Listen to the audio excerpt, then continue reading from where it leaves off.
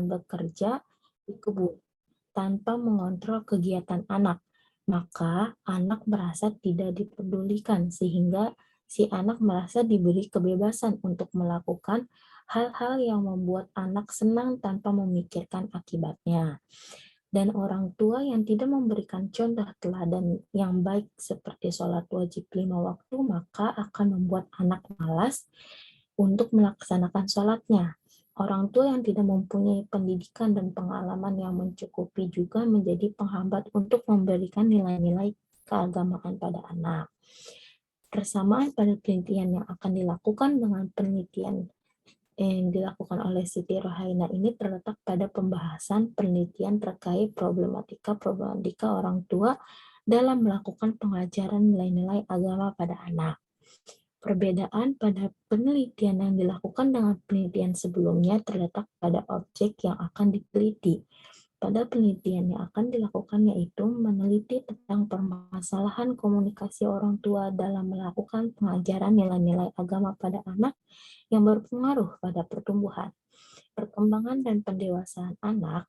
Pada penelitian Siti Rohaina ini, objek yang diteliti lebih luas, yakni menyangkut apa saja permasalahan-permasalahan yang terjadi pada orang tua dalam memberikan pengajaran nilai-nilai agama kepada anak, bukan hanya tentang komunikasi orang tua terhadap anak.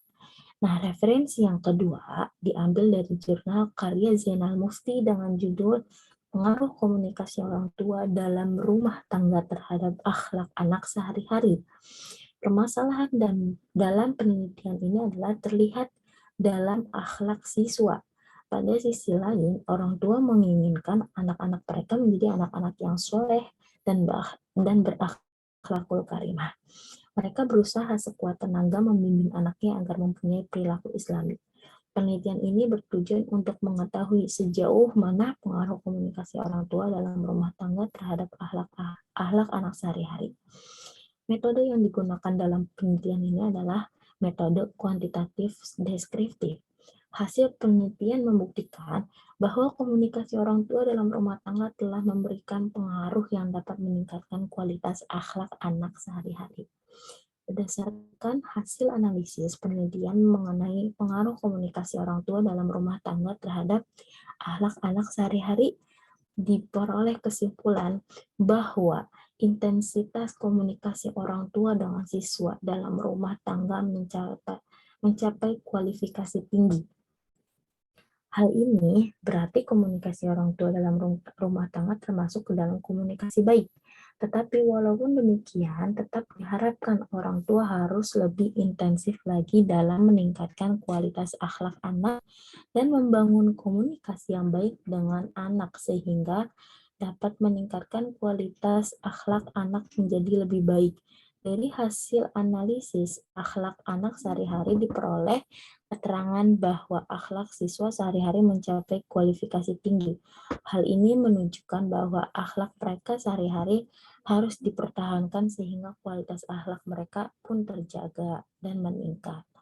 Walaupun demikian, tetap sebagai orang tua harus lebih meningkatkan lagi kualitas akhlak anaknya agar menjadi terbentuknya pribadi muslim yang berbudi pekerti luhur secara optimal.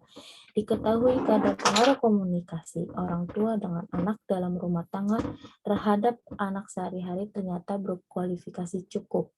Tetapi walaupun demikian, perlu diupayakan agar orang tua dan pihak sekolah memperhatikan faktor-faktor yang dapat meningkatkan kualitas akhlak siswa. Persamaan pada penelitian yang akan dilakukan dengan penelitian yang telah dilakukan oleh Zainal Mufti ini terletak pada objek yang diteliti, yaitu tentang komunikasi orang tua terhadap anak tentang penanaman nilai-nilai agama. Perbedaan pada penelitian sebelumnya dengan penelitian yang akan dilakukan terletak pada pembahasan penelitian. Pada penelitian yang telah dilakukan oleh Zainal Mufti yakni membahas tentang pengaruh komunikasi orang tua tentang penanaman atau pengajaran nilai-nilai agama pada anak.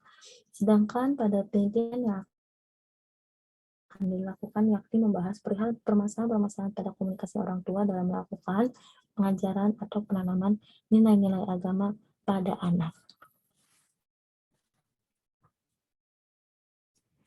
Selanjutnya ada kerangka teori. Nah, kerangka teori yang digunakan untuk penganalisis permasalahan dalam penelitian itu yaitu teori komunikasi Laswell. Nah, teori tersebut sebetulnya terkandung formulasi yang sama seperti dinyatakan oleh Edward M. Roger dan W. Floyd Shoemaker dalam bukunya berjudul Communication of Innovation, yang dikenal dengan model proses komunikasi dengan formula SMCRE. Model komunikasi dapat dijabarkan sebagai berikut. Source, yaitu individu yang berinisiatif sebagai sumber atau menyampaikan pesan-pesannya dalam penelitian ini, yang menjadi sumber adalah orang tuanya. Message adalah suatu gagasan, ide berupa pesan, informasi, pengetahuan, ajakan, bujukan, atau ungkapan yang akan disampaikan komunikator kepada komunikan. Nah, dalam penelitian ini yang menjadi pesan adalah nilai-nilai agama Islam. Channel berupa media, saran atau saluran yang dipergunakan oleh komunikator dalam mekanisme Untuk Saudari menyampaikan. Elvia masih banyak yang disampaikan. Enggak, Pak, udah beres. Ya. Sampai efek. Ya, saya kira ya silahkan diselesaikan ya. Waktunya Nah, sudah. penelitian ini menjadi pesan adalah nilai-nilai agama Islam. Yang channel, definisi lain adalah bahwa channel sebagai sarana untuk menyalurkan pesan-pesan yang disampaikan oleh komunikator kepada komunikan. Receiver seringkali disebut sebagai komunikan. Dalam penelitian ini yang menjadi komunikan adalah seorang anak. Efek suatu dampak yang terjadi dalam proses penyampaian pesan-pesan tersebut yang dapat berakibat positif maupun negatif menyangkut tanggapan, persepsi, dan opini dari hasil komunikasi tersebut. Sekian.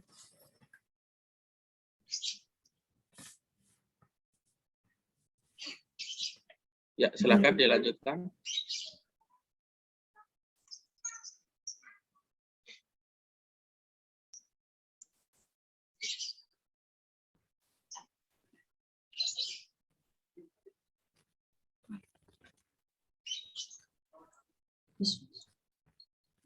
Bismillahirrahmanirrahim. Sapina dulu, Pak.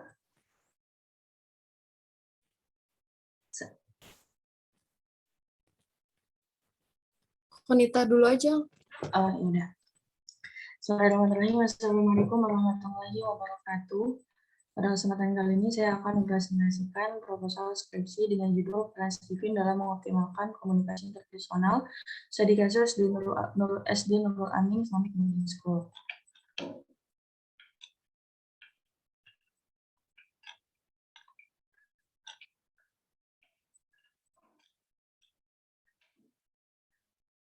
Peran guru pada muridnya merupakan hal terpenting dalam proses pembelajaran. Tak hanya sekedar mengajarkan, namun perlu mengetahui bagaimana minat dan juga bakat dari muridnya. Setiap murid yang diajar pun memiliki kecerdasan yang beragam. Dengan demikian, untuk mengetahui bagaimana karakter dan juga minat bakat dari seorang murid, metode Stephen merupakan cara yang biasa diterapkan kemudian dikomunikasikan berdasarkan teori-teori sumber daya manusia. Stephen biasa dikenal dengan mesin kecerdasan yang mana dilakukan dengan fingerprint, yakni sebuah tes yang dilakukan dengan cara men-scan 10 ujung jari, sidik jari yang membawa informasi tentang komposisi susunan syaraf tersebut, kemudian dianalisa dan dihubungkan dengan belahan otak tertentu yang dominan berperan sebagai sistem operasi dan sekaligus menjadi mesin kecerdasan seseorang. Setelah mengetahui letak masing-masing mesin kecerdasan, maka akan dilihat karakter dari masing-masing angka tersebut. Di antaranya adalah sensi memiliki kecerdasan indrawi, thinking memiliki kecerdasan berpikir, intuition memiliki kecerdasan indera keenam, feeling memiliki kecerdasan perasaan, dan insting memiliki kecerdasan indera ketujuh. Hal tersebut merupakan singkatan atau pengertian dari kata Stephen. Tes ini juga disebut dengan tes otak, karena salah satu komponen terpenting yang dianugerahkan terhadap manusia adalah otak. Ibarat sebuah mesin, otak adalah sebuah mesin yang sangat mengagumkan dan tiada tandingnya. Para ilmuwan menganalisis dan mempelajari otak dengan kemampuan otak mereka, sehingga muncullah rumusan pembagian otak manusia berdasarkan dominasi kecerdasan. Kecerdasan yang paling dikenal adalah intelligence quotient, atau biasa disebut dengan IQ, yang hampir 100 tahun lalu diperkenalkan oleh William Stern telah menyita perhatian yang tidak kecil. Peran Stephen dalam mengenal lebih dalam kecerdasan murid di SD Nurul Amin Islamic School sangatlah penting. Terlebih lagi untuk para guru yang mengajar, perlu juga mengenal lebih dalam bagaimana kecerdasan utama yang ada dalam dirinya, sehingga mampu menciptakan pembelajaran yang efektif dan juga menyenangkan sebagaimana ulama yang mengatakan bahwa barang siapa yang mengenal dirinya, sungguh ia telah mengenal Tuhannya. Setiap individu memiliki potensi atau kelebihan dan kekuatan masing-masing yang sangat unik di antara individu, memiliki karakter dan kepribadian, keberagaman minat dan kecenderungan yang akan bermuara kepada arah minat bakat dan potensi yang unggul dari diri individu tersebut. Setiap insan yang terlahir ke dunia adalah insan yang terpilih yang telah kompetensi dengan ratusan juta sperma yang ada, tapi hanya satu yang berhasil menembus sel telur yang akan berproses menjadi manusia. Dengan mengenal lebih dalam kemampuan diri, maka cara mengajar guru kepada muridnya pun akan menjadi lebih optimal dan lebih efektif. Komunikasi yang baik harus memiliki perencanaan yang sesuai dan memperoleh hasil yang diinginkan oleh semua pihak. Tak hanya itu, komunikasi yang terjadi juga dapat mengubah sikap dari pihak yang terlibat komunikasi tersebut. Dengan demikian, memperhatikan lebih baik lagi komunikasi interpersonal antara guru dengan murid merupakan hal yang sangat penting.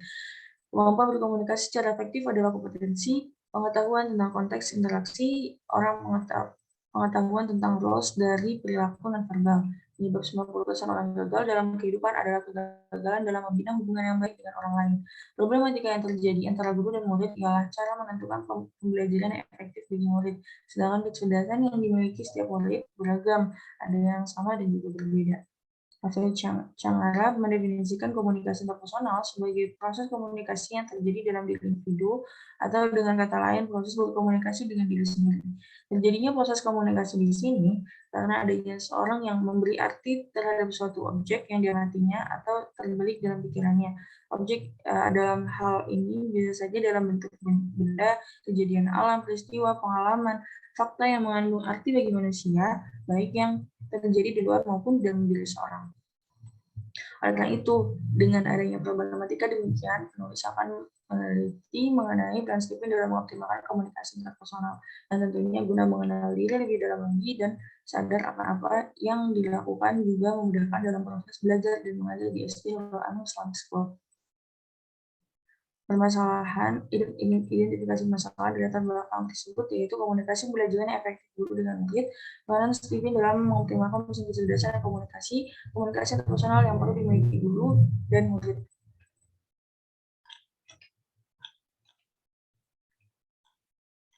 Tinjauan pustaka. Dalam menentukan judul skripsi ini, penulis merasa tertarik untuk meneliti peran Stephen dalam mengoptimalkan komunikasi interpersonal guru dengan murid SD Nurul Amin Islamic School. Setelah melakukan peninjauan perpustakaan dari beberapa skripsi dan jurnal yang berasal dari berbagai sumber dan yang berkaitan, akhirnya penulis mendapatkan tinjauan pustaka yang hampir berkenaan dengan judul saya sebagai berikut. Pertama adalah kajian aksiologi metode Stephen dalam pemetaan mesin kecerdasan manusia, disusun oleh Afrida Laili Alinda, mahasiswa pascasarjana Universitas Pendidikan Indonesia. Dalam penelitiannya, peneliti menggunakan metodologi studi kepustakaan, penelaahan terhadap buku-buku, literatur, dan artikel ilmiah dilakukan untuk memperkaya kajian tentang metode Stephen. Data sekunder dari berbagai hasil penelitian atau percobaan merupakan jenis data yang kemudian disintesis hingga menjadi kesatuan dalam memberikan informasi. Dalam jurnal ini, peneliti hanya fokus kepada metode Stephen-nya saja, sedangkan dalam skripsi ini membahas metode Stephen dan juga korelasi antara metode Stephen dengan komunikasi interpersonal guru dan murid SD Nurul Amin Islamic School. Samaan penelitian tersebut dengan penelitian yang akan dilakukan oleh penulis adalah memiliki jenis penelitian yang sama, yaitu kualitatif. Kemudian yang kedua adalah hubungan Stephen dengan profesionalitas guru, Stephen relationship with professionalism teacher, disusun oleh A. Sundari, A. Mahrudin, dan A. Khalik, program studi manajemen pendidikan Islam, Fakultas Keguruan dan Ilmu Pendidikan, Universitas Juanda Bogor. Metode yang digunakan dalam penelitian ini adalah metode kuantitatif dengan teknik korelasional. Metode kuantitatif yaitu penelitian yang menekankan analisisnya pada data numerisal atau angka yang diperoleh dengan metode statistik serta dilakukan rangka pengujian hipotesis sehingga diperoleh signifikasi hubungan antara variabel yang diteliti. Sedangkan penelitian yang sedang dijalani yakni menggunakan metode kualitatif. Persamaan penelitian tersebut adalah penelitian yang akan dilakukan oleh penulis adalah memiliki tujuan untuk meningkatkan dan juga mengoptimalkan profesionalitas terhadap guru. Yang ketiga, implementasi metode Stephen dalam meningkatkan kemampuan menghafal Al-Quran di rumah Quran Stephen Python Probolinggo, disusun oleh Akmal Mundiri dan Irma Zahra, Universitas Nurul Jadid Python Probolinggo. Dalam penelitiannya, peneliti menggunakan metodologi studi kepustakaan, penelaahan terhadap buku-buku, literatur, dan artikel ilmiah dilakukan untuk memperkaya kajian tentang metode Stephen. Data sekunder dari berbagai hasil penelitian atau percobaan merupakan jenis data yang kemudian disintesis hingga menjadi kesatuan dalam memberikan informasi. Dalam penelitian ini lebih fokus kepada hafalan Al-Quran, sedangkan penelitian yang sedang dijalani yakni proses komunikasi interpersonal untuk membentuk karakter yang baik serta mengenali dirinya dan menemukan bakat dan juga minatnya. Kesamaan dari penelitian ini dengan yang akan dilaksanakan yakni membahas mengenai metode Stephen untuk pengembangan diri. Yang keempat adalah bimbingan karir poniman dan relevasinya dengan konsep Islam, OAS Stephen Test, disusun oleh Hermi Pasmawati, Bimbingan dan Konseling Islam Institut Agama Islam Negeri Bengkulu. Metode penulisan menggunakan kajian pustaka dengan cara membandingkan, menganalisis, serta menghubungkan kajian teori Stephen Test dengan tahapan dan proses bimbingan karir. Dalam penelitian ini membahas mengenai Stephen dalam konsep Islam, sedangkan penelitian yang sedang dijalani yakni mengenai proses pembelajaran yang baik terhadap lingkungan sekolah antara guru dengan murid menggunakan komunikasi interpersonal yang baik melalui metode Stephen. Kesamaan dari penelitian ini yakni membahas mengenai metode Stephen.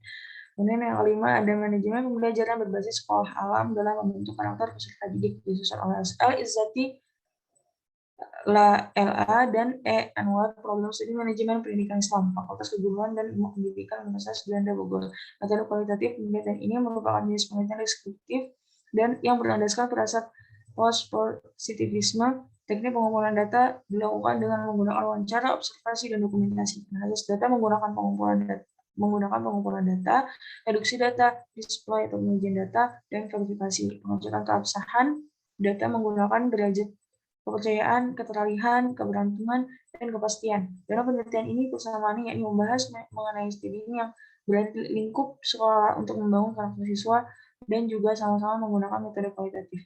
Perbedaannya yakni penelitian yang akan dilaksanakan juga membahas mengenai komunikasi interpersonal guru dengan siswa, sedangkan penelitian ini hanya membahas mengenai manajemen pembelajaran. Saya kira waktunya sudah cukup ya, 10 menit. Nah, terima kasih Pak. Ya, silahkan selanjutnya. Ya, waktunya 10 menit ya, jangan digunakan dengan sebaik mungkin. Baik, Bapak. Konita tolong. Yang paling akhir, yang tadi aku kirim paling akhir. Oke, sebentar.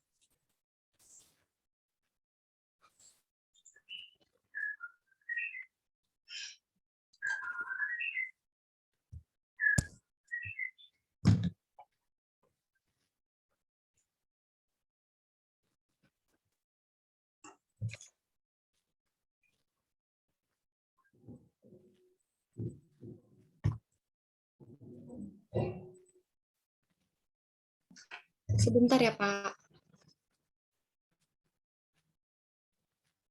Bentar, masih download.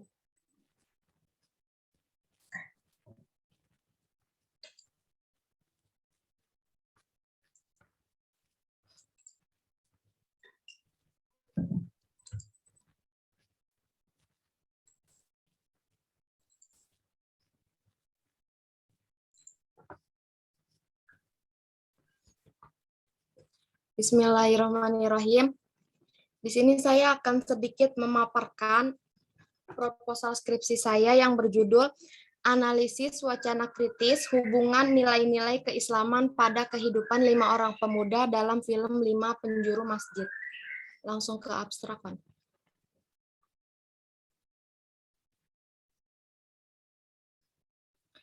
Penelitian ini memiliki tujuan untuk mengetahui struktur teks, kognisi sosial, serta konteks sosial dalam film 5 Penjuru Masjid.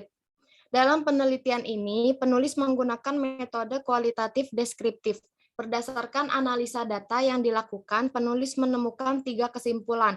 Yang pertama, dalam analisis teks film ini terdapat pesan dakwah dengan topik pentingnya memakmurkan masjid, menegakkan amar ma'ruf nahi mungkar, saling tolong-menolong. Yang kedua, kognisi sosial dalam film Lima Penjuru Masjid ini disesuaikan dengan fenomena yang ada pada masyarakat Islam yang dikaji kemudian diangkat menjadi film yang diproduksi. Metode analisis wacana kritis juga menemukan adanya interpretasi berupa identifikasi wacana teks menjadi proses komunikasi dan adanya implikasi pada film Lima Penjuru Masjid berupa aspek-aspek kognisi yang dapat diterapkan pada kehidupan masyarakat. Nilai-nilai Islam sangat penting dalam diri manusia,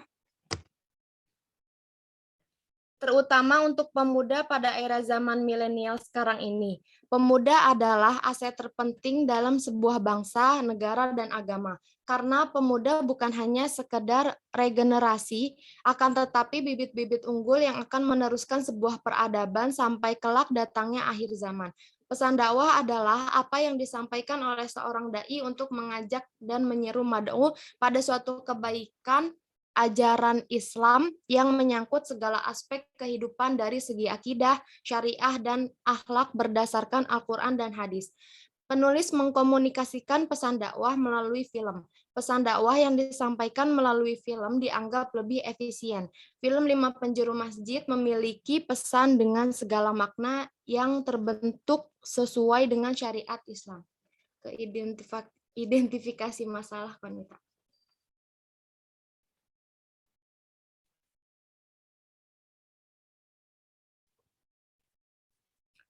Identifikasi masalahnya adalah yang pertama analisis wacana kritis model Ten Avandij, yang kedua nilai-nilai Islam yang terdapat dalam film Lima Penjuru Masjid, dan yang ketiga pesan dakwah dari film Lima Penjuru Masjid. Tinjauan pustakanya. Kajian pustaka adalah kegiatan yang meliputi mencari, membaca, dan menelaah laporan-laporan penelitian dan bahan pustaka yang memuat teori-teori yang relevan dengan penelitian yang dilakukan. Yang pertama, dari Rista Dwi Septiani, UIN Syarif Hidayatullah, Jakarta, Fakultas Ilmu Dakwah dan Ilmu Komunikasi, jurusan Konsentrasi Jurnalistik tahun 2016. Skripsi dengan judul Representasi Perempuan dalam Film, Analisis Wacana Kritis Sarah Mills dalam The Heart. Metode penelitian ini menggunakan penelitian kualitatif. Teori yang digunakan adalah teori representasi Stuart Hall. Data yang digunakan adalah rangkaian gambar dan dialog dalam film dan wawancara pribadi dengan sutradara The Heart dan Melanie Light. Paradigma yang digunakan adalah paradigma kritis. Paradigma kritis memusatkan pada pembongkaran aspek-aspek yang tersembunyi di balik suatu yang tak terlihat. Subjek dari penelitian adalah pelaku The Heart. Objek dari penelitian adalah adegan dan dialog dalam The Heart yang terkait dengan representasi perempuan. Hasil dari penelitian ini dan penelitian yang sedang diteliti adalah metode yang digunakan metode kualitatif. Analisis yang digunakan analisis wacana namun beda model. Penelitian ini model Sarah Mills, sedangkan penelitian yang sedang diteliti model Ten Avandij. Perbedaan dari penelitian ini dan penelitian yang sedang diteliti adalah bahwasanya subjek dan objek yang berbeda. Yang kedua, Megandini Alfikri, UIN Sunan Gunung Jati, Bandung, Fakultas Dakwah dan Komunikasi, jurusan Komunikasi dan Penyiaran Islam tahun 2019. Skripsi dengan judul Film sebagai Media Dakwah, Analisis Wacana Kritis terhadap Film Munafik 2. Penelitian ini mengacu pada teori analisis wacana kritis Ten Avandij dengan menggunakan metode deskriptif. Hasil penelitian ini dengan penelitian yang akan dilakukan menggunakan teori analisis wacana model Ten Avandij. Penelitian ini dan penelitian yang sedang diteliti membahas tentang film sebagai media dakwah dengan menggunakan beberapa teori dakwah. Yang ketiga, Nur Sarah, UIN Sunan Ampel, Fakultas Usuluddin dan Filsafat, jurusan Akidah dan Filsafat Islam tahun 2019. Skripsi dengan judul Analisis Wacana Kritis Perspektif dan Afandij terhadap media sosial pada akun Instagram @Indonesia Tanpa Pacaran. Penelitian ini bertujuan dengan mendakwahi kalangan remaja melalui media sosial Instagram dengan akun @Instagram Tanpa Pacaran. Dengan media sosial tersebut dijelaskan dengan kata-kata yang pantas dan cocok untuk kalangan remaja. Penelitian ini menggunakan metode kualitatif karena metode kualitatif lebih fleksibel digunakan dalam penelitian kefilsafatan, dan penelitian ini menggunakan analisis wacana yang dikembangkan oleh Ten Afandij. Persamaan dari penelitian di atas dan penelitian yang sedang diteliti adalah penelitian menggunakan metode kualitatif dan analisis wacana yang dikembangkan oleh Ten Afandij. Penelitian juga menyiarkan dakwah Islam, tetapi penelitian di atas menyiarkan dakwah Islam dengan media sosial, yaitu Instagram. Sedangkan penelitian yang sedang diteliti menyiarkan dakwah Islam dengan sebuah film religi. Yang keempat, Fitriani Wulandari dengan judul skripsi Pesan Dakwah dalam Novel Hanif karya Reza Nufa, Analisis Wacana Teori Afandij. Penelitian ini tentang pesan dakwah dalam novel Hanif karya Reza Nufa dengan menggunakan pendekatan kualitatif, teknik pengumpulan data menggunakan analisis wacana model Ten Afandij, dan mencari data dari dokumentasi serta kajian interteks untuk mencari hipogram, yaitu ayat Al-Quran yang berkaitan dengan pesan dakwah tersebut. Hasil persamaan dari penelitian di atas dan penelitian yang sedang diteliti adalah menggunakan metode kualitatif dan analisis wacana model Ten Afandij. Penelitian di atas dan penelitian yang sedang diteliti pun menyiarkan dakwah Islam. Penelitian di atas menyiarkan dakwah Islam melalui novel Hanif karya Reza Nufa, sedangkan penelitian yang sedang diteliti menyiarkan dakwah Islam melalui sebuah film religi. Yang terakhir, Tasakofatul Anis Mardiyah dengan judul skripsi Wacana Pemindahan Ibu Kota di Media Sosial, Analisis Wacana Kritis Model Ten Afandij pada YouTube Kumparan. Penelitian ini membahas bagaimana wacana pemindahan ibu kota dibangun melalui media sosial YouTube.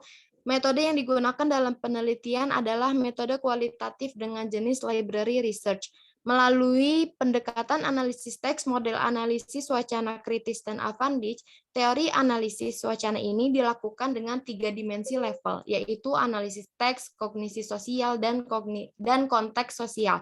Hasil persamaan dari dua penelitian ini adalah penelitian di atas dan penelitian yang sedang diteliti menggunakan metode kualitatif dan analisis wacana model Ten Afandij.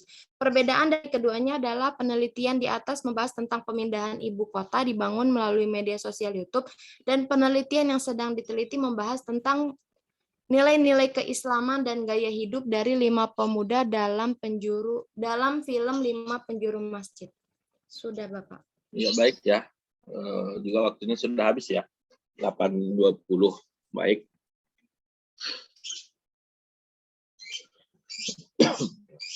Baik, mungkin ada komentar dari teman-teman sekalian. Silakan kalau ada.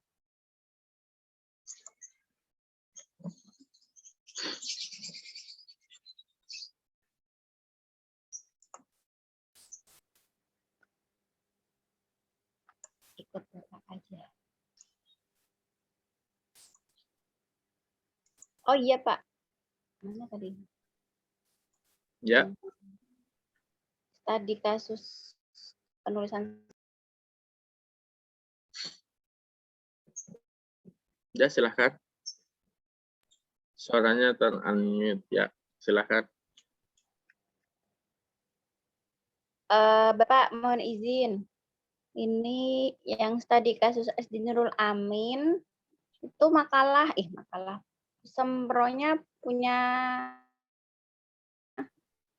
siapa nggih, Pak? Mohon maaf. Konita. Jika tidak salah saya penulisan studi kasus itu menggunakan fontnya yang agak ukurannya 12 atau tidak ya, Pak? Iya. Biasanya kalau menurut yang saya lihat, saya baca itu kalau studi kasus itu penulisnya lebih kecil. Oh ya di sini.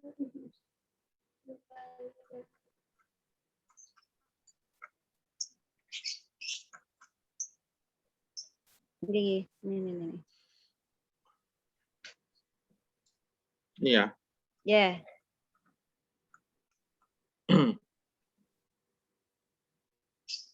Ini.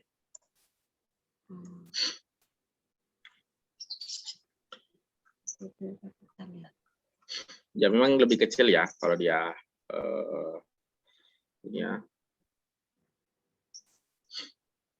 Tapi itu tidak jadi persoalan sih sebenarnya, tidak terlalu signifikan. Yeah. Ya, yang penting poin ini ya terpenuhi. Judul. Oh ya.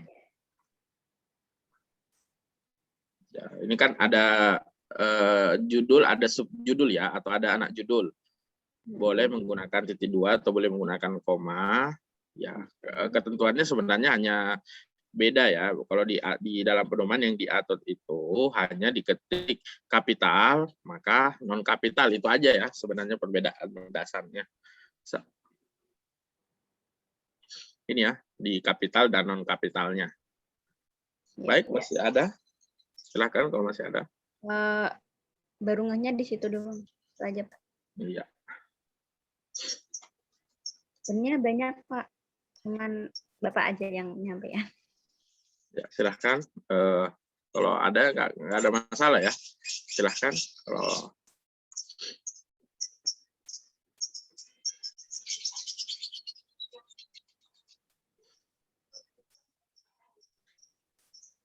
Silakan teman-teman.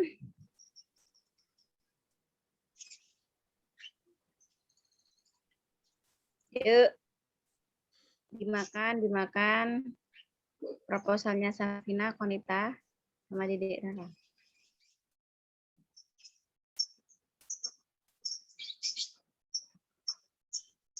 ya silahkan. Baik.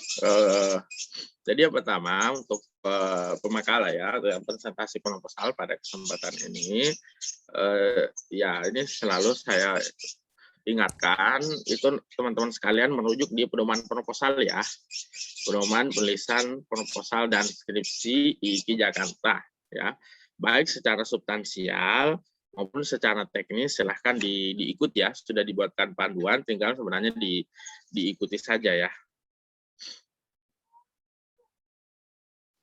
Bapak punya Safina sudah ada yang dibenarkan, jadi yang benar yang paling akhir, Pak.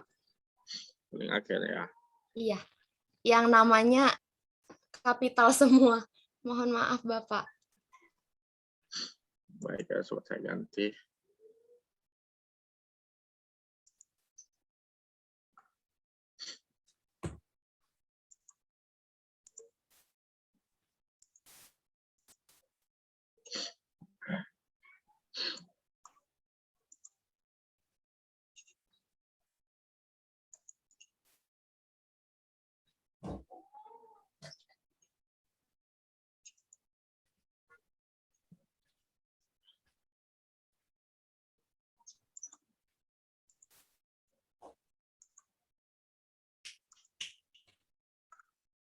Ya baik, kita langsung saja mereview proposal yang telah dibuat oleh 3 orang ya. Yang pertama,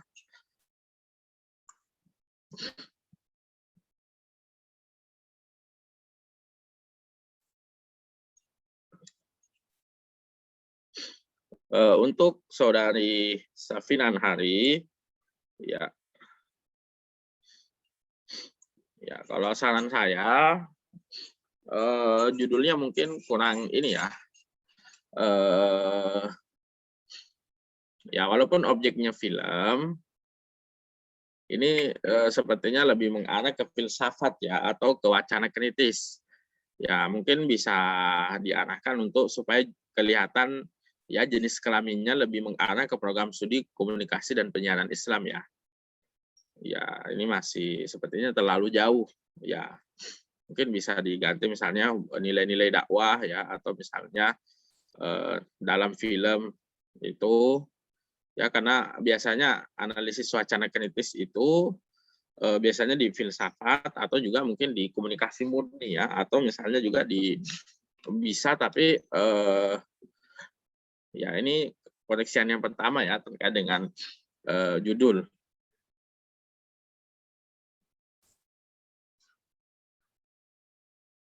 Ya, karena Anda sebenarnya hanya mencari realitas ya, hubungan nilai-nilai keislaman pada kehidupan 5 orang ya, jadi sangat jauh sebenarnya ya.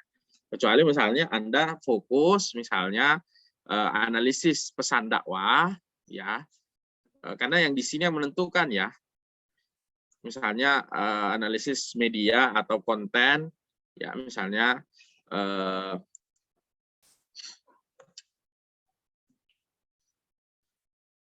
ya saya kira bisa nanti ini menjadi ya, ada dua opsi ya, yang A-nya diperbaiki ya, atau bagian B ini ya yang dimunculkan ya, karena kalau hanya mencari hubungan nilai-nilai keislaman pada kehidupan ini sepertinya dia terlalu umum ya, masuk di Islamic Studies malah ya, bukan tidak kelihatan, padahal di sini nanti Anda menulis bahwasanya program studi Anda komunikasi dan penyiaran Islam ya. Tolong diperhatikan.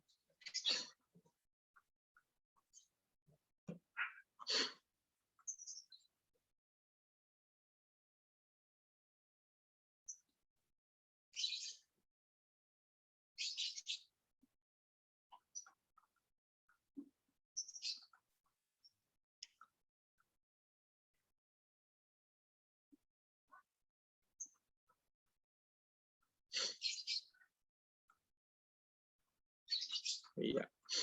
Anda di outline-nya lihat di mana? Silakan lihat di pedoman ya. Di pedoman ya. Pedoman 2021 ya. Ini beda ya. Jadi kita di sini itu metode penelitian ya. Iya, jadi bukan di bab 3 ya. Jadi bab 3 itu isinya bukan metode penelitian ya, tapi ini dinaikkan di bab 1 ya. Isinya apa bab 3? Kita biasanya deskripsi ya, deskripsi atau gambaran umum objek penelitian ya. Isinya seperti itu untuk mengantarkan masuk ke analisis. Jadi metode penelitian ya nanti disesuaikan dengan yang diminta ya, ada jenis, ada pendekatan, ada ya lihat itulah. Kalau Anda ingin menambahkan boleh, tapi ikuti dulu yang di dalam panduan ya. Iya. Jadi ini posisinya bukan di bab 3 ya, tapi bab 1. Iya. Jadi ini gambaran umum ini yang masuk di bab 3 ya. Sedangkan hasil penelitian nanti bisa diganti ya menjadi realitas ya. Realitas misalnya film apa ya, kemudian baru subnya di sini menyesuaikan dengan rumusan masalah ya. Jadi format kita tidak menggunakan format seperti ini ya. Ini mungkin dari kampus lain ya, tapi kita untuk penelitian kualitatif atau konten analis ya, atau konten analisis kita tidak menggunakan format yang seperti ini.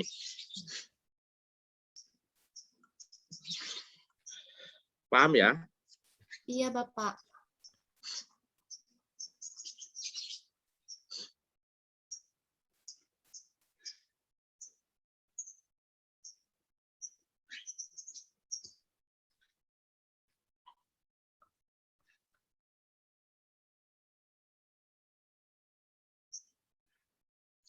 Ya, nanti juga ini disesuaikan ya seperti yang kita sampaikan kemarin. Ya, tapi ini memang belum muncul ya, tapi ini bisa. Yang pertama, Anda buat latar belakang singkat ya. Ya, nanti setelah itu baru Anda menjelaskan misalnya perdebatan akademik ya, perdebatan akademik ya. Perdebatan. Kemudian yang ketiga Anda menjelaskan metode ya, metode. Kemudian yang keempat baru Anda menggambarkan hasil. Ya, ini yang kita gunakan di IKI ya, berarti ada 4 item. Ya boleh latar belakang plus tujuan, nanti setelah itu mungkin kira-kira perdebatan akademik atau boleh rumusan masalah. Kemudian setelah itu baru Anda menjelaskan, cukup satu paragraf ya, paragraf singkat. Kemudian setelah itu baru di bagian akhir hasil penelitian ini menunjukkan bla bla bla ya. Jadi tidak mengikuti konsep ya. Makanya kalau Anda ingin selamat, tolonglah ikuti yang ada dalam pedoman.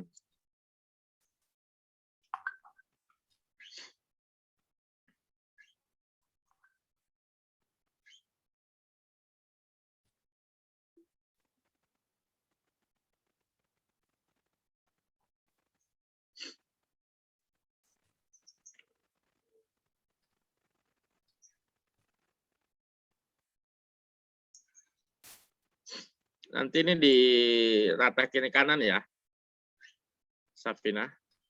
Yang di bawah Iya, juga. Bapak. Iya, sepertinya banyak ya. Dia belum rata kiri kanan. Rata kiri kanan itu biasanya dia sampai di sini ya. Oh. Iya.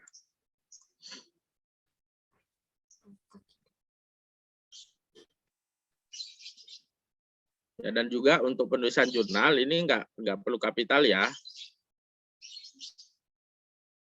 Nggak perlu kapital, tapi yang dimiringkan itu justru yang ini ya, jurnal pendidikan dan pembelajaran, bukan nama artikelnya. Ya, ini yang di italik ya. Ini yang di italik. Di italik dimiringkan ya, jadi bukan jadi memang dia agak beda dengan buku.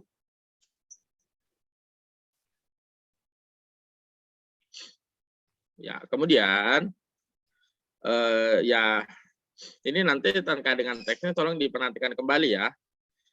Spasi ya yang begini-begini itu mengganggu ya. Ini kok terlalu jauh ya ruang antar perpindahan ininya ya. Spasinya terlalu jauh. Ya, nanti bisa disesuaikan agar semuanya sama ya, rata. Nih.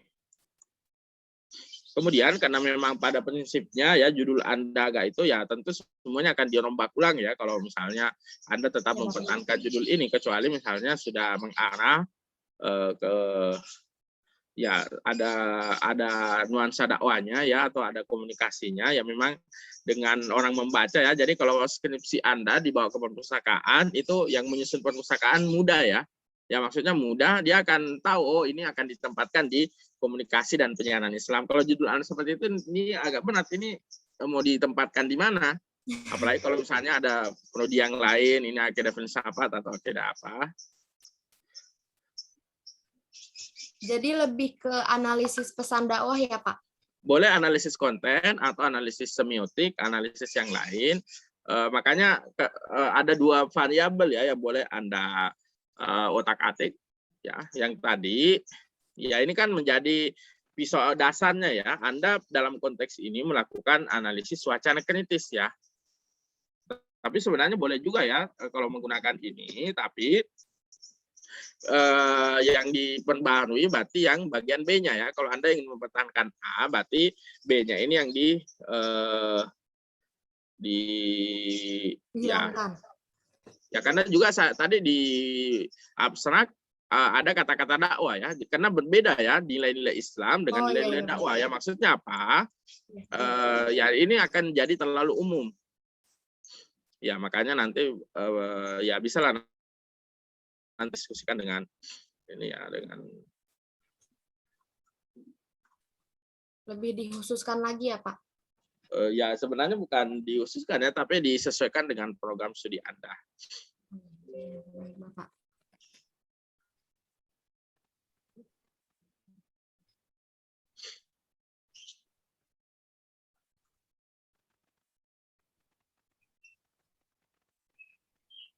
Ya, jadi di sini sebenarnya Anda lebih banyak pesan dakwah ya nih.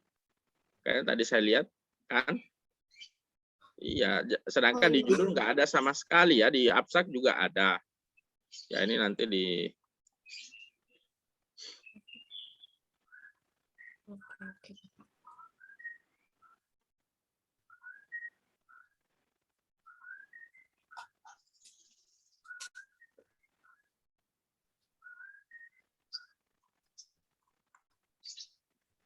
ya kalau seperti ini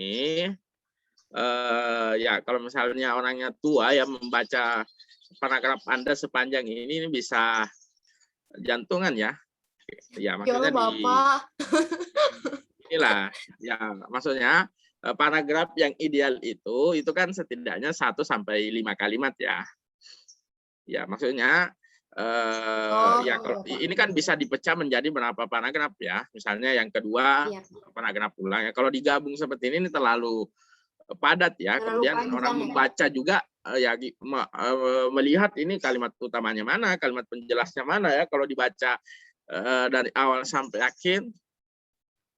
Iya, iya Bapak. Iya, nah nanti setelah itu baru ditutup dengan kata kunci ya, menunjukkan bahwasanya dari uraian tersebut, nah, baru dipisahkan lagi satu paragraf. Oleh karena itu, maka penelitian ini ya oke, ini sudah mengarah ya, cuma yang ya tapi karena ini sebenarnya sudah bagus ya, cuma disesuaikan lagi Anda analisis wacana atau misalnya fokus ke pesan dakwah ya, atau ada analisis spesifik yang Anda gunakan ya supaya. Jadi satu paragraf itu minimal 5 kalimat ya Bapak ya? Bukan 5 ya, baris gitu ya Pak? bukan, tidak ada minimal ya, tidak ada ketentuan bahasa Indonesia. Saya menyampaikan biasanya kalimat paragraf yang ideal itu terdiri dari 5 kalimat ya. Ada kalimat utama, ada kalimat penjelas, ya, kemudian ada subkalimat. Nanti setelah itu baru diakhiri dengan konklusi. Ya, jadi satu paragraf itu menjadi padu utuh. Ada kalimat utamanya, ada penjelasnya, kemudian juga ada semacam konklusi ya dari narasi tersebut. Kurang lebih seperti itu. Tapi kalau dalam bentuk konteks kalimat ini disesuaikan saja. Yang penting jangan satu kalimat menjadi satu paragraf ya, karena tidak mungkin satu paragraf hanya terdiri dari satu kalimat ya. Makanya kalau kalimatnya terlalu panjang dikasih titik ya, supaya tidak terlalu narasinya terlalu panjang ya, tidak ada titik sama sekali. Gunakanlah titik, nanti setelah itu baru menggunakan kata penghubung kan, ya supaya kalimatnya menjadi ini ya, yang membaca juga ini. Siap, Bapak. Ya, kemudian di kita tidak menggunakan HLM ya, menggunakan H titik. Oh iya ya. Semuanya lagi pakai HLM. Ya, kalau satu yang di ini berarti semuanya menyesuaikan ya. Iya Bapak, konsisten ya Pak. Iya.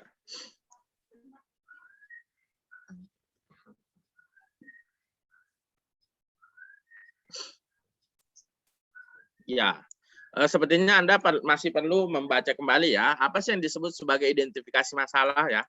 Ini kalau seperti ini nih ya, baru identifikasi saja ya, belum menggambarkan permasalahan dari apa yang Anda identifikasi, namanya saja identifikasi masalah ya. Berarti Anda mengidentifikasi, kemudian dari identifikasi tersebut kelihatan masalah kira-kira yang memungkinkan untuk Anda teliti ya. Dari beberapa identifikasi tersebut baru Anda membatasi ya, membatasi dengan spesifik ya, seperti yang itu. Nanti setelah dibatasi dengan spesifik ini juga nanti di ini ya, di non kapital. Nanti setelah itu baru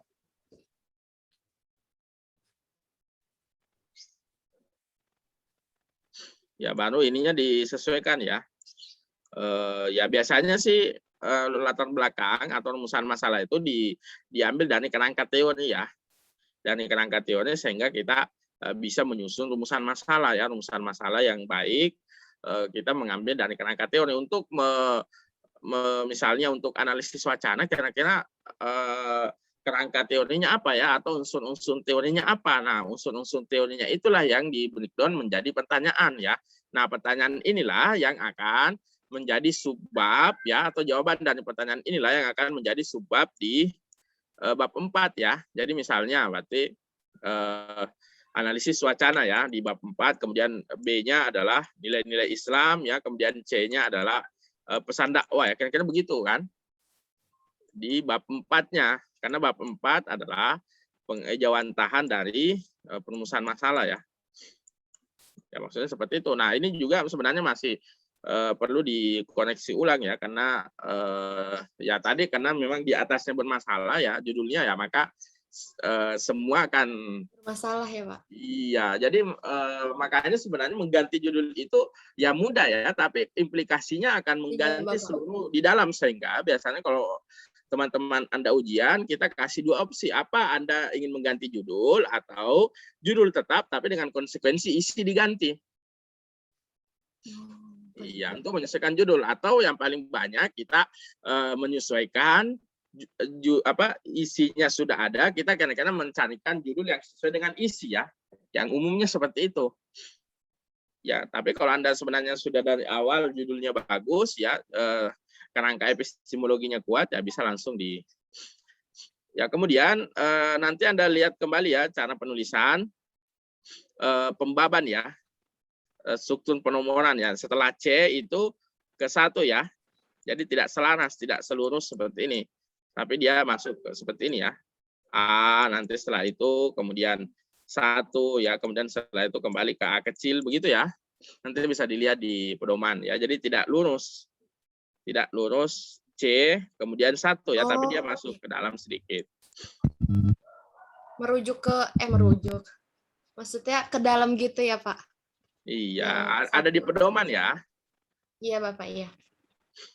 Ya, makanya kalau Anda tidak membaca pedoman ya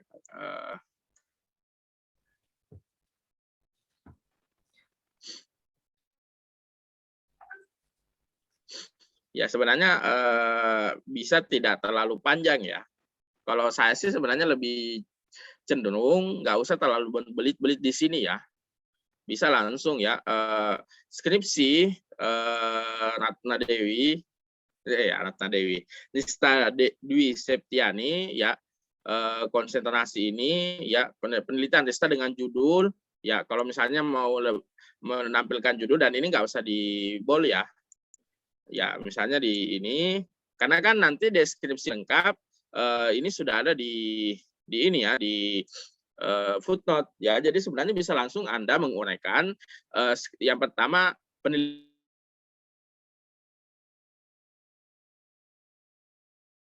ya dengan judul ini, menjelaskan tentang ini ya, menjelaskan dulu, Anda jelaskan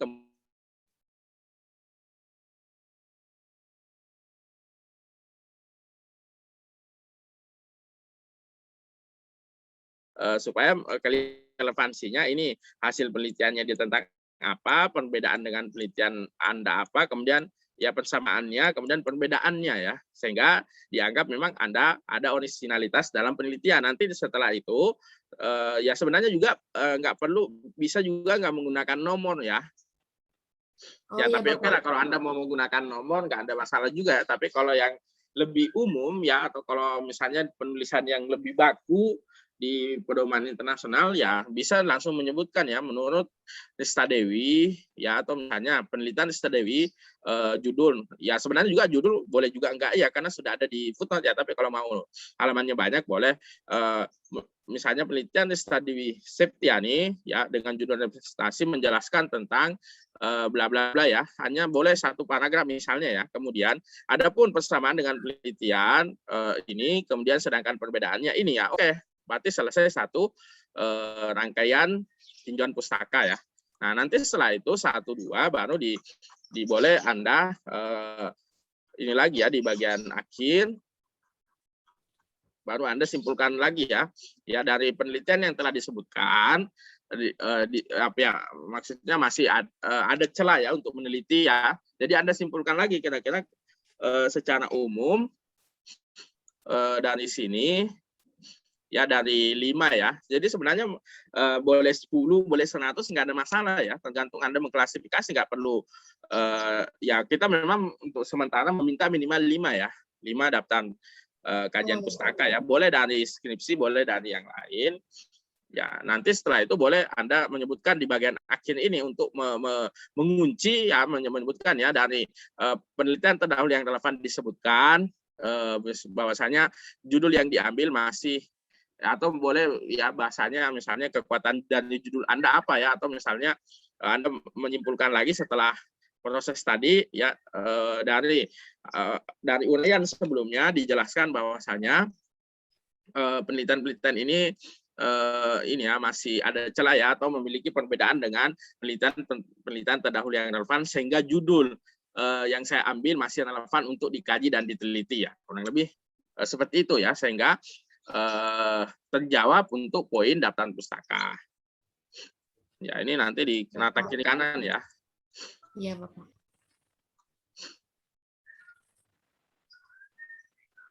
Ya, sebenarnya kerangka teori kita yang kita maksudkan itu dan nantilah kita bahas ya. Itu masuk di ini ya.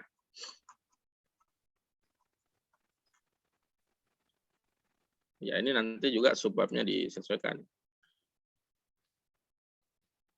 Baik, Bapak.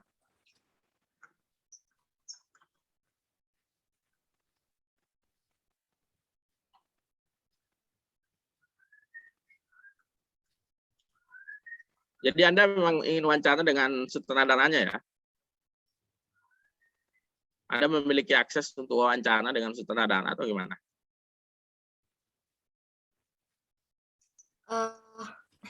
Bingung jawaban. Enggak langsung ke sutradaranya sih, Pak.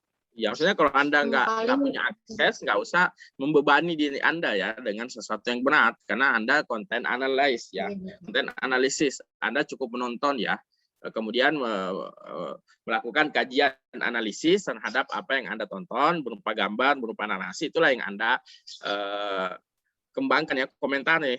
Nggak perlu di itu ya. Nah, ini juga nanti disesuaikan ya, nggak perlu pakai bab seperti ini, bisa langsung mengikuti pola paragraf biasa ya. Daftar baik, pustakanya ada berapa? Ini sepertinya kurang ya. kurang apa, Bapak?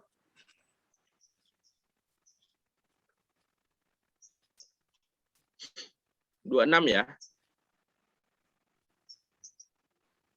26 apa 25 gitu, Bapak? Oke, sekitar segitu, Pak. Ya, tinggal penulisan yang tadi ya, yang ini nggak usah kapital ya. Untuk penulisan-penulisan yang tadi di itu nggak usah ya. Di footnote ya, Pak? Iya, kalau ada juga di daftar pustaka nanti disesuaikan juga. Oh, ya, baik, Pak. Ya, kajian teori sebenarnya bisa langsung masuk di pendekatan ya, atau boleh oke lah nanti kita bahas lebih detail ya, kurang lebih seperti itu ya. Jadi untuk kata dakwah dan seterusnya nanti itu dibahas secara spesifik di bab 2 ya. Ya, siap, Bapak. Iya. Ya, kalau memang Anda ingin film ya sebenarnya nggak ada masalah ya. Berarti objek kajian Anda adalah misalnya film. Ya, nanti tinggal di analisis ya secara mendalam, apa analisis semiotik atau misalnya analisis wacana kritis, tapi judulnya disesuaikan ya supaya kelihatan ada dakwah dan komunikasinya, supaya tidak terlalu luas ya. Ya, saya kira itu ya catatan-catatan untuk Safina. Kemudian saya kira yang lain juga Terima sama kasih, ya. Bapak. Ya, yang sama Steven ya. Steven ini apa? Ini sudah baku ya dalam bahasa Indonesia? Wanita? Iya, Pak. Ini sudah ada dalam kamus besar ya?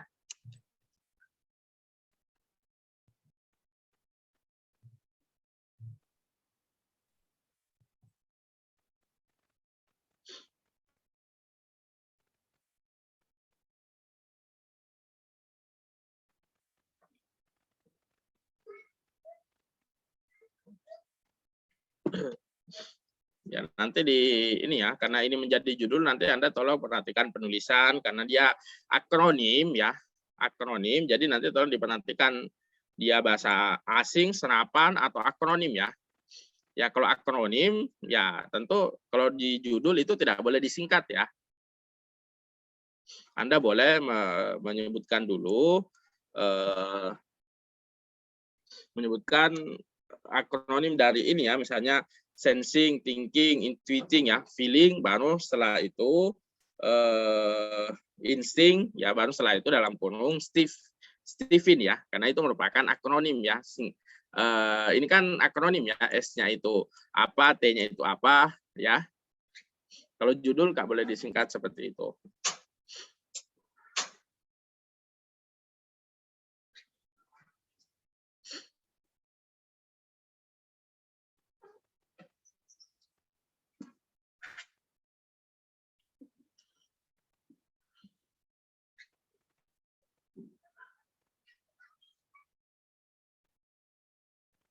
Iya, ya biasanya kita berparadigma kata depan ya yang Anda jadikan dalam ya kita masih berparadigma menerangkan ya, menerangkan, diterangkan ya, MD ya dalam kaidah bahasa Indonesia, sehingga untuk menghindari salah tafsir lebih baik di kalimat operasional bagian depan Anda menggunakan kata kerja yang berkaitan dengan komunikasi ya. Jadi bisa misalnya optimalisasi komunikasi interpersonal, titik 2 ya, misalnya peran metode Stephen ya, karena ini metode sebenarnya metode Stephen dalam SD ya. Jadi ini ditakhirkan ya. Atau boleh misalnya optimalisasi komunikasi interpersonal melalui metode Stephen dalam ya, karena bisa langsung diuraikan, bisa nggak perlu pakai studi kasus ya, langsung ya pada SD Nurul Amin Islamic Boarding School ya, boleh misalnya untuk membedakan ini Nurul Amin yang mana, boleh misalnya kabupaten ya, kabupaten apa ya. Ya, maksudnya seperti itu ya, karena kalau peran Stephen dalam ini enggak, ini kurang ini ya, kurang ini Stephen apa ya, dia berupa metode, dia merupakan metode pendidikan, metode wawancara atau apa ya, ini tidak jelas, sehingga lebih baik Anda, karena kan basic Anda adalah komunikasi, bisa misalnya menggunakan kata optimalisasi komunikasi interpersonal ya. Jadi pada prinsipnya Anda menjabarkan tentang optimalisasi komunikasi personal, kemudian subnya adalah metode Stephen yang Anda teliti ya, seperti itu. Kalau ini ya agak ini ya, agak ya lebih baik kalau saran saya menggunakan format seperti itu ya, karena peran Stephen ini kalau dibaca ya kurang jatuhnya nanti ke pendidikan ya, jatuhnya ke ini, padahal ya ini kan salah satu metode ya, metode yang tadi digunakan ya, biasanya sih digunakan sebagai metode pendidikan.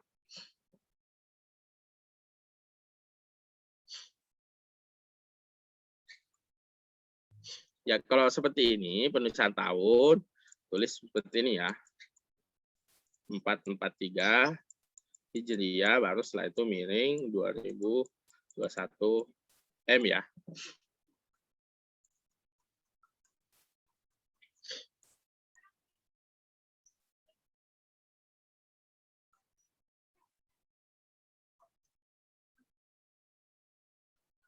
Bab 4-nya di mana? Iya, kurang Pak. Ya justru yang intinya nggak ada ya. Intinya kan di bab 4 ya. Bab 3, bab selain itu dia kan hanya mengantar saja ya. Intinya itu di bab 4. Hasil penelitian Anda, itu data yang Anda tampilkan itu di bab 4 ya. Anda wawancara atau Anda ke lapangan ya, menjawab perumusan masalah dengan fakta ya. Jadi bukan berdasarkan hasil perenungan, tapi Anda menjawab pertanyaan-pertanyaan yang telah dirumuskan berdasarkan data dan fakta. Ya makanya itu harus sinkron dengan metode penelitian. Anda menunjukkan ini loh yang orang yang saya wawancarai, cara wawancara saya seperti ini, cara menentukan yang saya wawancara seperti ini, metodenya seperti ini loh sumber sekunder, ini loh sumber primer, kemudian saya juga ikut terlibat, namanya partisipasi aktif ya. Observasi partisipan ya, itu maksudnya yang digambarkan, sehingga Anda bercerita di bab 4 itu menguraikan data-data yang di situ ya, sehingga Anda menjawab pertanyaan kenapa sih dengan metode ini ya. Anda tidak berbicara berdasarkan perenungan ya, tapi berdasarkan fakta, sehingga biasanya kita kasih judul ya realitas misalnya ya, menunjukkan bahwasanya ini berupa data ya. Kalau penelitian kuantitatif biasanya dia hasil penelitian dan pembahasan, itu bedanya ya. Filosofinya seperti itu. Ya. Ya seperti misalnya ini ya, kalau dia akronim memang sudah baku ya. Nanti tolong dicek ya. karena memang ada akronim yang baku ya, yang sudah diterima dalam bahasa Indonesia. Tapi kalau akronimnya memang seperti ini ya nanti dijelaskan ya di bagian awal ya, Anda menjelaskan kata-kata Stephen ini.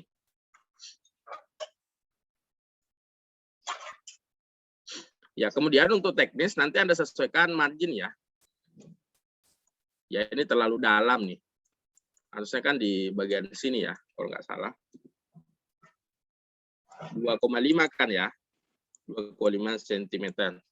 Ya, berarti ini geser dikit, ini juga digeser lagi ya. Karena kalau sudah dalam seperti ini, nanti supnya lebih dalam lagi ya. Ya, jadi tolong ditarik ke sini ya, kurang lebih seperti ini.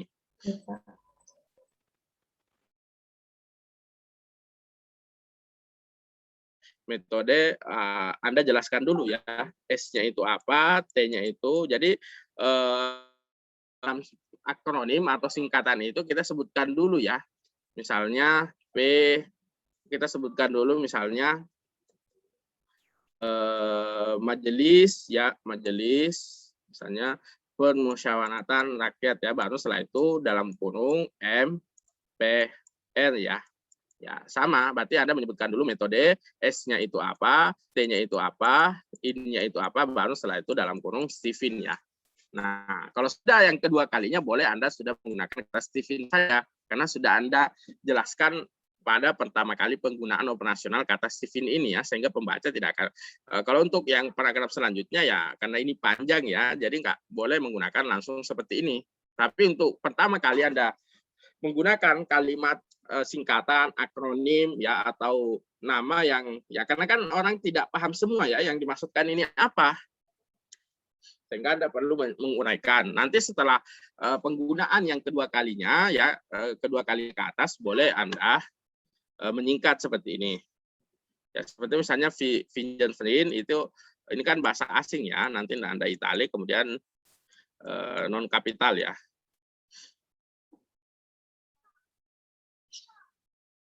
Ya, ini sama ya, ini hal ya, nanti disesuaikan.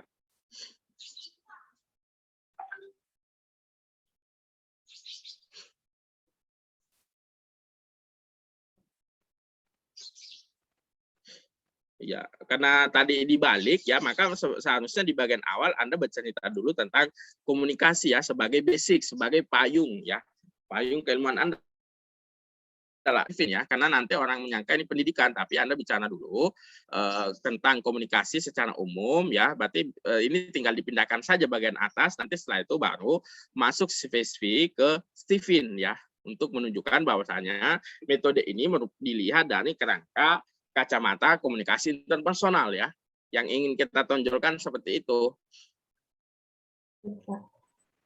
Ya, ini sepertinya masih ini ya, data-data kunci terkait dengan objek penelitian Anda belum ada ya. Ya, nanti ada muncul di sini, masuk ke kalimat pengunci di bagian akhir ya.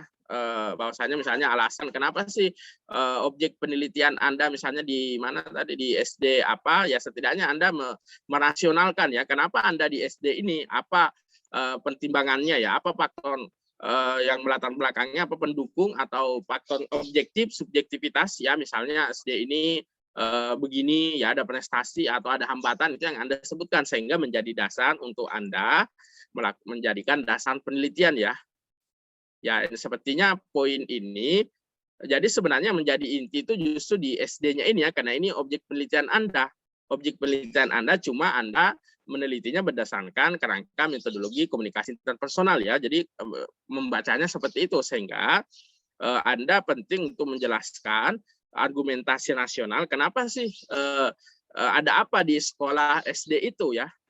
Orang akan bertanya, nah boleh Anda menjawab secara subjektif, dengan objektif nggak ada masalah ya. Misalnya sekolah ini bla bla bla ya, gurunya begini, sudah menerapkan sekian. Nah, data itu yang menjadi penting sehingga pada saat dibaca bukan teori semua ya, tapi memang ada pengantar sehingga nanti di bagian akhir Anda bisa, oleh karena itu problemat demikian penulis meneliti peran ya. Kalau langsung begini ya kemudian tidak disebutkan tempatnya, kan ini menjadi bias ya. Ini menjadi kajian, kalau seperti ini menjadi kajian library ya, tidak perlu ke lapangan karena tidak ada objek yang Anda bandingkan dengan teori ya. Ya, maka disebutkan dengan, ya makanya ini disesuaikan, Anda tambahkan paragraf terkait dengan itu, baru setelah itu nanti bisa Anda sebutkan. Oleh karena itu, bagaimana sih optimalisasi komunikasi interpersonal melalui metode Stephen di SD ini. Ya, baru setelah itu baru masuk di identifikasi masalah. Ya, ini juga masih ini ya, masih perlu Anda belajar terkait dengan identifikasi masalah. Jadi sebenarnya identifikasi masalah itu permasalahan-permasalahan yang muncul di dalam latar belakang Anda ya. Jadi ya kalau mau jujur ya, mau dibalik, berarti Anda harus menjelaskan di latar belakang komunikasi pembelajaran yang efektif dengan guru dan murid itu seperti apa ya. Minimal ada paragraf yang menjelaskan tentang ini disertai dengan data. Tapi ini sepertinya masih identifikasi masalahnya masih kurang ya. Ya, maksudnya bukan kurang dari segi substansi, tapi dari segi kualitas. Coba baca komunikasi pembelajaran yang efektif guru dan murid. Ini permasalahan atau bukan? Ya, ini masih agak berat ya dijadikan sebagai identifikasi masalah ya. Identifikasi masalahnya apa ya? Misalnya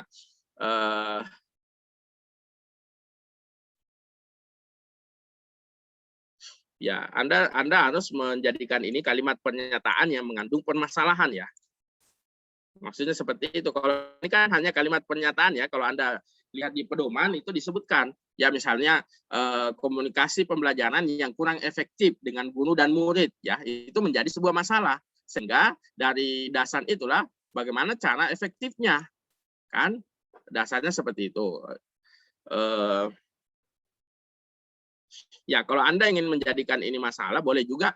Masalah itu pada prinsipnya bukan hanya yang negatif ya, yang positif juga sebenarnya boleh dianggap dalam penelitian. Misalnya komunikasi pembelajaran efektif dengan menggunakan metode Stephen ya. Berarti itu menjadi dasar Anda untuk meneliti. Kenapa metode Stephen ini diteliti? Karena dia bagus ya.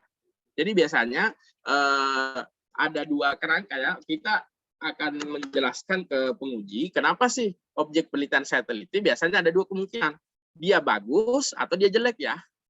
Berarti kalau dia bagus berarti arahnya ke positif, menjelaskan bahwasannya komunikasi atau metode Stephen yang diterapkan di situ efektif ya.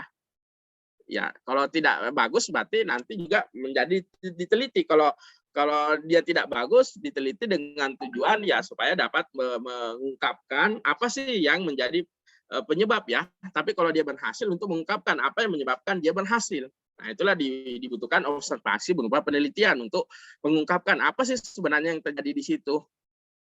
Ya, berdasarkan data. Nah, pembatasan juga ya, karena judul Anda juga ini tidak spesifik ya, tidak spesifik identifikasi, sehingga pembatasan juga menjadi kurang spesifik. Nah, apalagi di bagian rumusan masalah ya. Ya, kalau rumusan masalah saya kira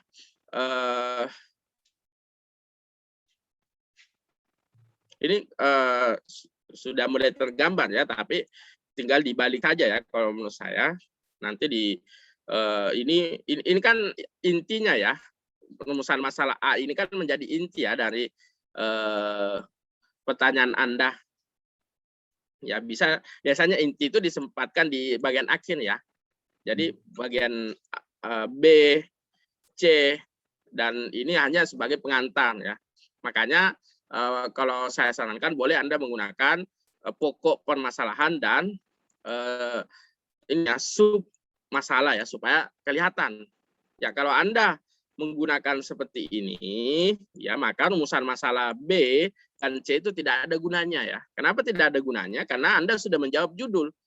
Ya, bagaimana peran Stephen, Anda sudah langsung dengan kata tanya menjawab ini. Kalau ini sudah terjawab, apalagi kenapa harus ditambahkan lagi ya?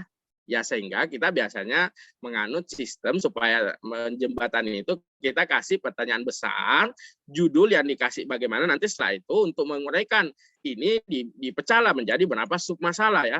Secara operasional pertanyaan A bagaimana ini dulu dipecah satu-satu ya. B ini, kemudian C seperti ini. Nah, kumpulan jawaban A, B, C itulah menjawab pertanyaan A. Tapi A, B, C inilah yang menjadi subbab nanti di bab 4. A, hambatan, ya. B, komunikasi interpersonal. C, hubungan, ya. Jadi maksudnya seperti itu. Nah, tujuan penelitian nanti disesuaikan kegunaan tujuan pustaka, ya sama ya, tujuan pustaka tadi nanti bisa.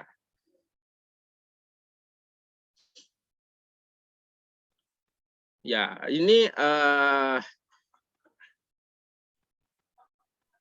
ya kalau sebenarnya dulu ya di depan, jangan langsung seperti ini. Ya, misalnya penelitian atau skripsi dengan judul ini disusun oleh, ya, jangan langsung ya memang sih aslinya judul itu miring ya kalau ditulis dalam body text. Ya, Anda bisa langsung kalau seperti ini tidak jelas subjek predikatnya. Anda menyebutkan dulu bagian depan penelitian ya dengan judul ini oleh, ya boleh langsung oleh. Ini menjelaskan tentang, ya kalau ini sebenarnya terlalu ini ya, terlalu berbelit-belit dijelaskan seperti ini bisa dijelaskan di footnote ya langsung misalnya penelitian dengan judul kajian bla bla bla ya oleh ini menjelaskan tentang, ya langsung inti penelitiannya apa. Baru setelah itu Anda membandingkan persamaannya apa, kemudian perbedaannya apa, udah selesai ya. Ya, kemudian kedua, ketiga, nanti setelah itu di bagian akhir Anda boleh merangkum lagi ya dari rumusan masalah dari tinjauan pustaka yang telah disebutkan sebelumnya menunjukkan bla bla bla ya. Ya, tinggal di metodenya juga sepertinya belum ini ya, masih sangat disesuaikan ya. Ini kelihatan ya. Ini juga diperbaiki ya. Ditulis dulu kalau enggak nama ya, judul, baru setelah itu HTTP ya. Ya maksudnya kalau nggak ada nama berarti tulis anonim. Judul ini kan nanti Anda tulis di sini. Perpustakaan ya. Ya datanya memang belum itu ya, belum ya. Jadi semua data yang Anda tampilkan sebenarnya harusnya muncul di sini ya. Bahkan sampai kepada pedoman wawancara yang akan Anda buat itu seperti apa. Ya, jadi Anda ke lapangan enak ya, tinggal konfirmasi saja. Tapi kalau di sini tidak bagus ya Anda juga nanti kewalahan untuk membuat bab 4 terombang-ambing ya. Tapi kalau di sini sudah bagus, ini keabsahan ya, ini keabsahan data.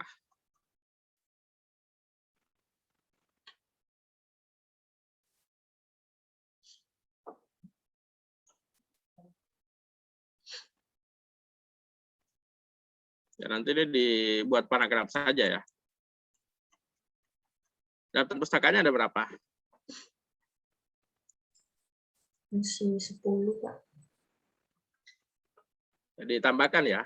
Ya, Jadi boleh ditambahkan bacaan-bacaan, walaupun Anda tidak footnote, boleh Anda tambahkan kira-kira bacaan ini akan relevan dan akan saya pergunakan ya. Jadi minimal 25 ya. Ya, Pak.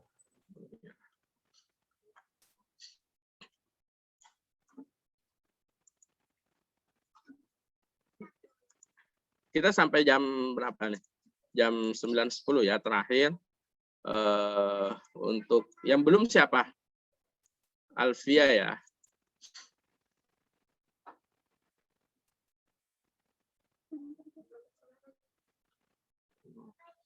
Sini.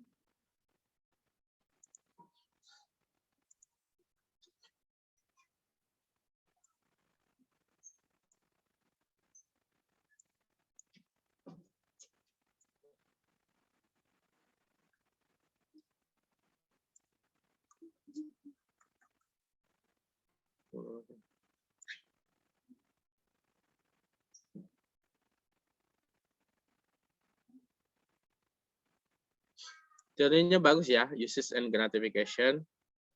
Ya, oke.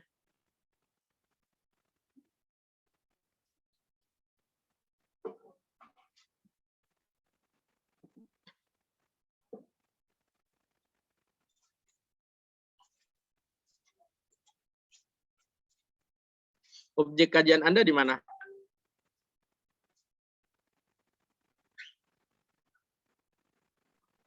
Alfiahnya masih di poligigi, Bapak.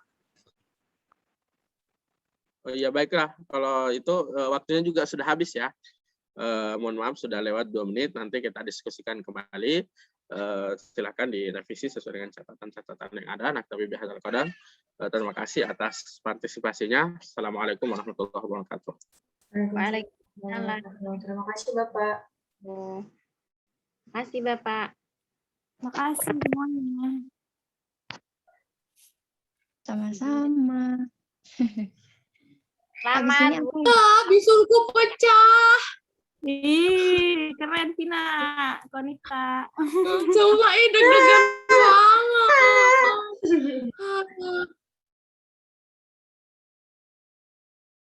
Ada Lu dosa banget tuh kerjain Bu Aan. Emang ulang tahun? tugasnya ini. Itu mana dah? Belum aku. Maksudnya? Selamat makan. Itu 5 portal gitu kan? Portal itu kayak